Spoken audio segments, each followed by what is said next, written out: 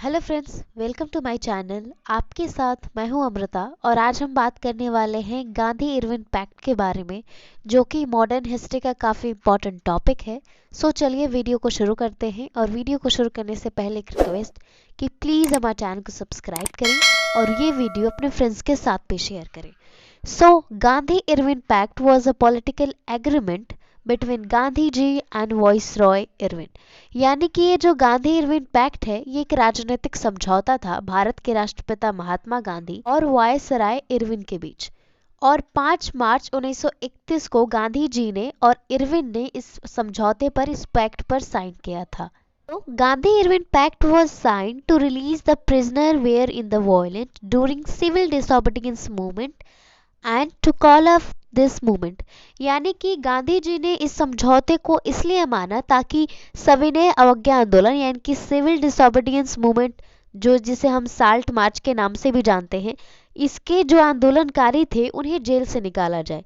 Friends, हमें पता है जब साल्ट मार्च शुरू हुआ था, गांधी जी ने लोगों को नमक बनाने के लिए मोटिवेट किया था, तब पुलिस ने इस मूवमेंट को, इस आंदोलन को रोकने के लिए अपने फोर्स का, अपने बल का उपयोग किया, जिसके विरोध में जो आंदोलनकारी थे वो भी पुलिस से भिड़ गए और फिर उन लोगों को जेल में डाल दिया गया।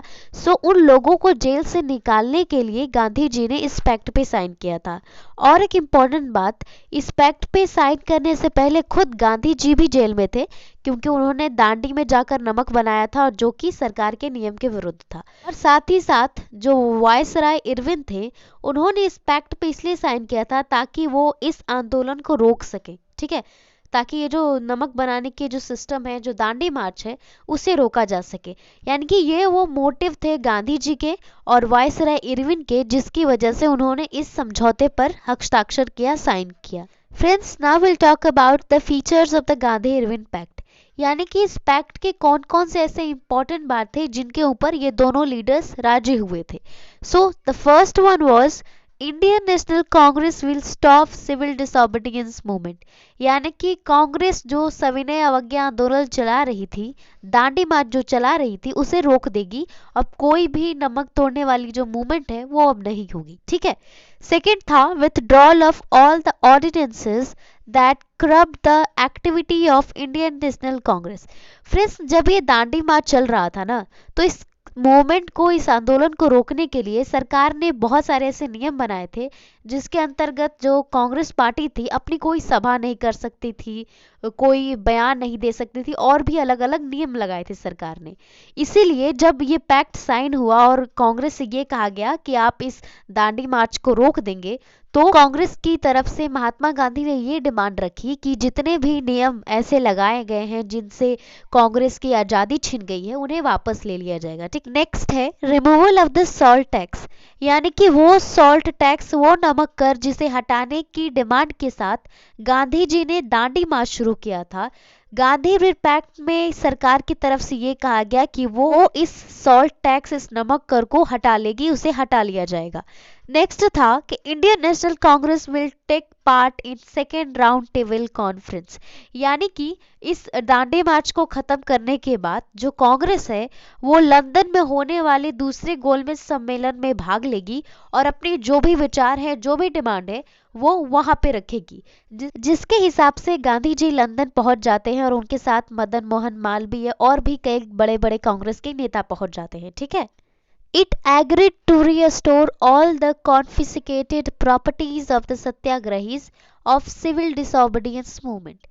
यानी कि इस दांडी मार्च में भाग लेने वाले जितने भी लोग थे, उन्हें इस आंदोलन में भाग लेने से रोकने के लिए, उन्हें डराने के लिए, जो सरकार ने क्या किया था कि उनकी जो भी जमीनें थी, घर थी, उन्हें जब्त कर लिया था, उन्हें अपने कब्जे में ले लिया था, ठीक है।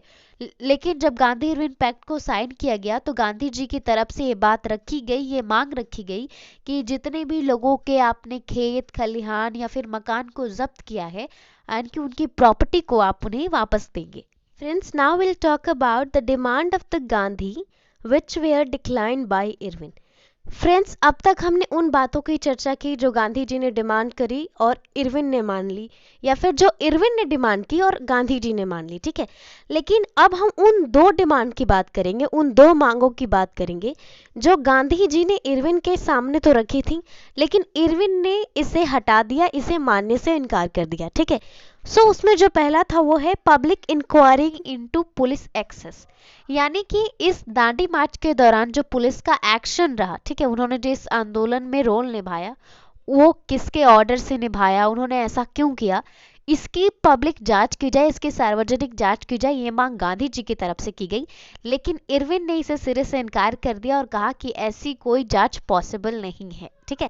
सेकेंड डिमांड थी गांधी जी की committing the death sentence of Bhagat Singh and his friend into life sentence, यानी कि भगत सिंह, सुखदेव और राजगुरु को जो सरकार ने फांसी की सजा सुनाई थी उसे आजीवन कारावास में बदल दी जाए। लेकिन इरविन ने इसे भी मानने से इनकार कर दिया। ये थी पूरी इन्फॉर्मेशन गांधी इरविन पैक्ट के बारे में। वीडियो अच्छा लगा हो तो लाइक करना ना भूलें और वीडियो को पूरा देखने के लिए बहुत बहुत धन्यवाद।